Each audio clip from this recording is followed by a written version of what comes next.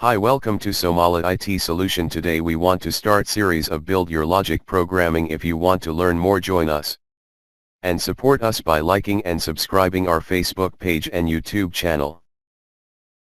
In this series we will code some complex logic codes, but now we will start how loops works. This series I will do in C#, but you can do with your interesting programming language. Here is simple while loop. And the output is.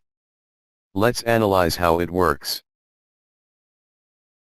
Let's declare variable b and initialize by 1. Check if the b value is less than 3.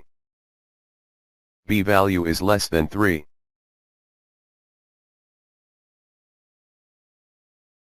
Print line 1.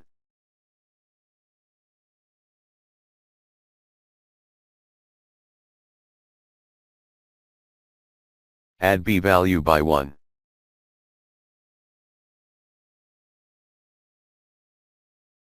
Check if the b value is less than 3.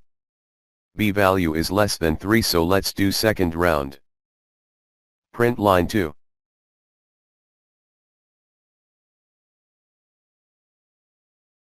Add b value by 1.